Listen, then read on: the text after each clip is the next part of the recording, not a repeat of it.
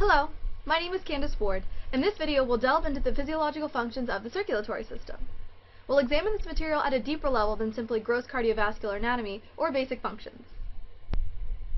We'll begin by defining blood pressure and its variations within the body before examining how oxygen loads and unloads from its carrier molecule, hemoglobin. Then we'll dissect the fantastic bicarbonate buffer system and how it maintains homeostasis within the body. We'll account for the movement of solutes into and out of the blood circulation, examine how our bodies maintain a specific balance of fluids within the blood, and end with the disaster prevention mechanism, coagulation. The learning goal of this video is to explore the normal physiological function of the circulatory system and break down the common regulatory mechanisms used to keep our blood flowing normally. By the end of this video, you'll be able to answer questions like the one at the bottom of the screen that ask about graphical analyses of common physiological phenomena. We're going to start off with blood pressure, the most basic way of ascertaining cardiovascular health. Just like any other pressure, blood pressure is the ratio of force to area.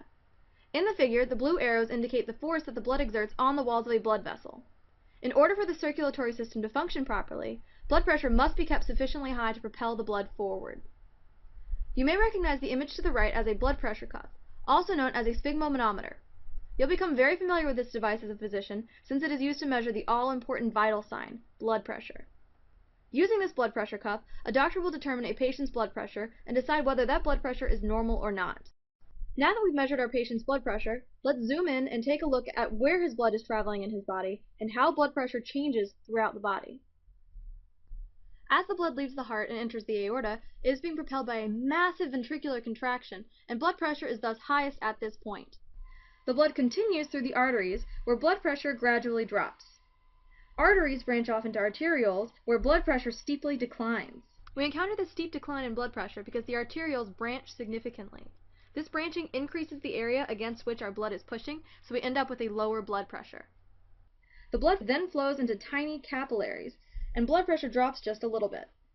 On the other side of the capillaries, blood flows into the venules, and our pressure drops again. Going from the venules to the veins, the diameter of the blood vessels increases, causing a corresponding drop in blood pressure. And finally, the blood returns to the heart via the vena cava, with the lowest blood pressure it experiences. This low point in blood pressure is partially due to the fact that the source of fluid propulsion, the contraction of the ventricles, is so distant from this point. Taking a broader view of blood pressure, the graph shows us that overall pressure drops from the arterial to the venous circulation. Noting trends in graphs is an important skill for the MCAT. On test day, you may be given this graph and asked, where does the largest drop in blood pressure occur? And you'd find the answer by locating the sharpest downward slope, which is found in the arterioles. Now that we've examined the overall trends in blood pressure, let's figure out how the body keeps blood pressure under control. What happens if we have low blood pressure for some reason? Remember from earlier that blood pressure needs to be high enough to push blood through the circulatory system, so our bodies have several mechanisms to rectify low blood pressure. Baroreceptors in the walls of the vasculature regulate blood pressure. When these baroreceptors sense the low blood pressure, they stimulate the sympathetic nervous system, which causes vasoconstriction. The smooth muscle around the arteries constricts, causing the diameter of the blood vessels to decrease and resulting in an increase in blood pressure. On the left side of this diagram is an arrow with a negative sign pointing back to the beginning of the flowchart. This arrow indicates a negative feedback mechanism, which functions to inhibit this pathway so that we don't continue to raise our blood pressure above normal. Another mechanism through which the body can fix low blood pressure is through the secretion of aldosterone from the adrenal cortex. Aldosterone causes the kidney to increase reabsorption of sodium ions, and water subsequently follows the ions into the bloodstream. Aldosterone thus increases blood pressure by increasing the volume of fluid in the blood vessels. Now, how about a different scenario? This time, our blood is too concentrated. In our carotid artery and aorta, we have chemoreceptors that sense when the blood osmolarity is too high, which can be a sign of dehydration. Since we're dehydrated, these chemoreceptors tell the brain to release antidiuretic hormone from the posterior pituitary. Just like aldosterone, ADH affects the kidney. However, instead of changing the reabsorption of sodium, ADH just makes the kidney leaky. Water leaks out of the kidney's filtering system and back into the bloodstream, increasing blood volume and blood pressure. Now the blood is back to its normal osmolarity. Let's try one more situation. Now we have high blood pressure, which is still sensed by those baroreceptors we saw previously. Instead of telling the brain to vasoconstrict blood vessels, which would increase blood pressure, these baroreceptors decrease signaling to the sympathetic nervous system in an attempt to get the blood vessels to relax. In addition, specialized cells in the atria secrete a weak diuretic called atrial natriuretic peptide. This hormone tells the kidney to continue excreting salt, which, through osmosis, pulls water out of the blood to be excreted from the body. A decrease in blood volume causes a decrease in blood pressure. While on this topic, we covered several natural mechanisms to improve low blood pressure and only one to improve high blood pressure. The general takeaway here is that our bodies are well prepared to deal with low blood pressure and not so ready to compensate for high blood pressure. The MCAT and the medical community overall tends to be more interested in hypertension, so be ready to analyze different treatments for high blood pressure on test day. Now that we've explored how blood is propelled throughout the body via blood pressure, what happens next? First of all, we need to keep in mind that the primary function of the red blood cells in blood is to transport oxygen from the lungs to the body's tissues. Hemoglobin, a primary component of red blood cells, is the major carrier of oxygen in the blood. Oxygen saturation, the percentage of hemoglobin subunits carrying oxygen, is a vital sign that can be measured with a finger probe and is typically above 97%. Scientists describe the movement of oxygen from red blood cells to body tissue with a graph called an oxygen dissociation curve. The line on the graph indicates what percent of hemoglobin subunits have oxygen attached, and the shape of the graph is known as sigmoidal. As you probably already know, hemoglobin has 4 subunits, each of which combine 1 molecule of oxygen. Hemoglobin exhibits a behavior known as cooperativity. This means that once oxygen molecules start to load onto a molecule of hemoglobin, that hemoglobin begins to have an increased affinity for oxygen. So once we get 1 molecule of oxygen onto a hemoglobin, the next oxygen will go on easier, and so on. This cooperative behavior is the reason the oxygen dissociation curve is sigmoidal. Now let's look at oxygen saturation in different parts of the body. Where do you think the partial pressure of oxygen will be highest in the body? In the lungs, of course. So, in the lungs, lots of oxygen is present and is therefore loaded onto the hemoglobin. At this point in the body, all molecules of hemoglobin have oxygen attached. In contrast, the partial pressure of oxygen in the body's tissues is about 40 millimeters of mercury. A lower partial pressure of oxygen means that less oxygen is around to load onto the hemoglobin, and some of the oxygen initially attached to hemoglobin is released, leaving us with about 80% of oxygen saturation. That means that 20% of the oxygen is in the tissues where it can be used in metabolic processes. Now what about exercising muscles? In tissues during exercise, oxygen partial pressure is even lower, about 20 millimeters of mercury, because the tissues need oxygen to make ATP. Now our hemoglobin has to release even more oxygen to keep these tissues happy. In addition to the oxygen in our blood, we also have carbon dioxide. Carbon dioxide is a waste product of metabolism. Some CO2 is carried throughout the circulatory system by hemoglobin, but since hemoglobin has a higher affinity for oxygen, most carbon dioxide in our blood travels as bicarbonate. When CO2 enters a red blood cell, it encounters the enzyme carbonic anhydrase, which catalyzes the combination of CO2 and water to become carbonic acid. As a weak acid, carbonic acid will dissociate into a proton and a bicarbonate ion. Thinking back to Le Chatelier's principle, we can see that if we add more CO2, like when we go for a run and produce more CO2, the equation will shift to the right to compensate for the additional reactants. Now we have lots of bicarbonate ions and protons. All these extra hydrogen molecules will cause the blood pH to drop, which then tells the hemoglobin to release more oxygen. This makes sense because our body recognizes that a working muscle will need more oxygen to continue to function. So the forward reaction occurs in the muscles, and the reverse occurs in the lungs, so we can breathe out that CO2. Now we're going to synthesize the information about oxygen dissociation and the bicarbonate buffer system. The MCAT loves graphical analysis, so this is a great time to practice applying your knowledge to a graph. As a reminder, hemoglobin is about 100% saturated in the lungs, where we have a partial pressure of oxygen of about 100 millimeters of mercury. In contrast, we have less oxygen attached to hemoglobin during exercise, and less O2 is found in circulation.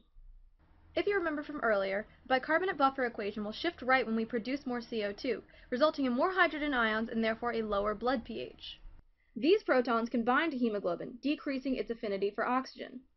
On our oxygen dissociation curve, a decreased affinity for oxygen results in the curve shifting to the right.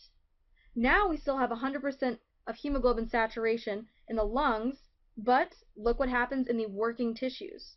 The partial pressure of oxygen found in this environment is still the same, which is about 20 millimeters of mercury, but due to hemoglobin's decreased affinity for oxygen, we have less oxygen-bound hemoglobin in this tissue.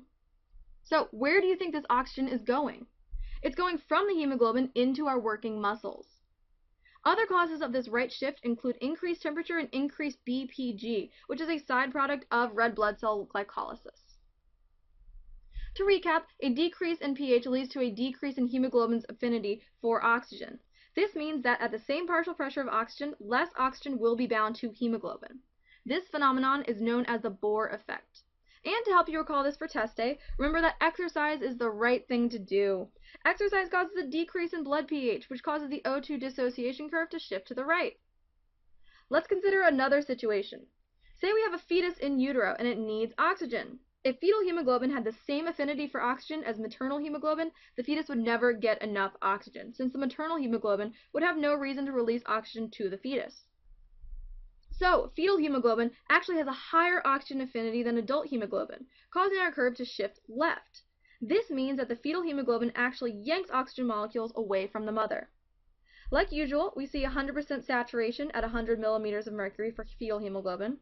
But in working tissues, we now have more oxygen bound to hemoglobin.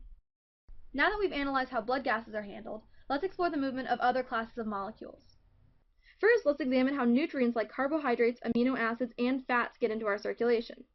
Carbohydrates and amino acids are absorbed in the capillaries of the small intestine and enter the systemic circulation via the hepatic portal system. The hepatic portal system is a collection of veins that receives blood and certain nutrients from the gastrointestinal tract. These veins bring the blood from the GI tract to the liver before allowing the fluids to enter the systemic circulation. In contrast, fats are absorbed into lacteals in the small intestine, bypassing the hepatic portal circulation to enter the systemic circulation via the thoracic duct. Once in the circulation, the fats are packaged in lipoproteins, which are water-soluble. So far, we've looked at how unused nutrients reach the bloodstream. At the other end, we have used materials and byproducts that we want to excrete from the body. Waste such as carbon dioxide, ammonia, and urea enter the bloodstream throughout the body by traveling down their respective concentration gradients, from the tissues into the capillaries. The blood eventually travels to the kidneys, where these waste products are filtered or secreted for removal from the body. The last type of molecule we'll examine is hormone molecules. Hormones enter the circulation in or near the organ from which the hormone is produced. This usually occurs by exocytosis, allowing for secretion of hormones into the bloodstream. Certain hormones are carried by proteins in the blood and are released under specific conditions. With all of these solutes moving in and out of the bloodstream, the circulatory system has to have a mechanism for controlling the volume of fluid in the blood vessels. Two pressures, known as hydrostatic and osmotic pressure, are essential for maintaining the proper balance of fluid volume and solute concentration between the blood and the cells surrounding the blood vessels. Hydrostatic pressure works to push fluid out of the bloodstream and into the surrounding cells through the capillary walls, which are somewhat leaky by nature. In contrast, osmotic pressure pulls fluids into the blood vessels due to the presence of solutes in the blood. So we have hydrostatic pressure pushing fluid out and osmotic pressure pulling fluid back in. We know our bodies love balance, and the balance between these two opposing forces is known as Starling forces. At the arterial end of the capillary bed, hydrostatic pressure is greater than osmotic pressure, so we have a net efflux of water from the circulation. As fluid moves out of the vessels, the hydrostatic pressure drops significantly, but osmotic pressure remains the same. So at the venial end of the capillary bed, hydrostatic pressure is lower than osmotic pressure, and there is a net influx of water into the circulation. It's important to note that hydrostatic pressure does not go back up at the venial end. We simply have a balance between the hydrostatic and osmotic pressures. Up until now, we were analyzing normal circulatory system physiology, but of course our bodies are prepared to deal with problems in case they arise. One such defense is our body's ability to coagulate blood. If we incur an injury, we don't want all the blood in our body flowing out, so the body prevents this by forming clots. Clots are composed of coagulation factors, which are proteins, and platelets. Clots function to prevent, or at least minimize, blood loss. So when we're injured, the underlying connective tissue of a blood vessel becomes exposed. This connective tissue contains collagen and a protein called tissue factor. When platelets come into contact with exposed collagen, they interpret this as a sign of injury. In response, they release their contents and begin to aggregate. At the same time, coagulation factors, most of which are secreted by the liver, sense tissue factor and initiate a complex activation cascade. The endpoint of the cascade is the activation of prothrombin to form thrombin with the help of thromboplastin. Thrombin then converts fibrinogen into fibrin. As you may have guessed from its name, fibrinogen is a zymogen and is inactive until thrombin triggers the conversion from fibrinogen to fibrin. fibrin ultimately forms small fibers that aggregate into a woven structure to look like the net on the right side of your screen. This net functions to capture red blood cells and other platelets, forming a stable clot over the injury. And later on, clots can be broken down by plasmin. Now that we've covered all our material, let's try a practice question. We're asked to identify a phenomenon that would cause our oxygen dissociation curve to shift to the left. Take a second and pick an answer. The correct answer is A. We noted earlier that increased temperature, decreased pH, which is the same as increasing proton concentration, and increased BPG cause right shifts. Increased pH causes a left shift. Let's try another one. This question asks us to pick true statements about blood pressure. Take a second and pick an answer. So let's go through these one by one. Roman numeral 1 is true. It says that vasoconstriction increases blood pressure.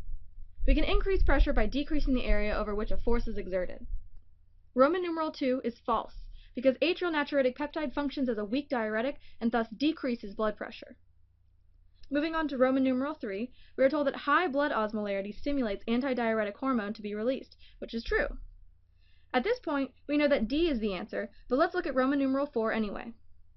4 is false because low blood pressure stimulates aldosterone secretion.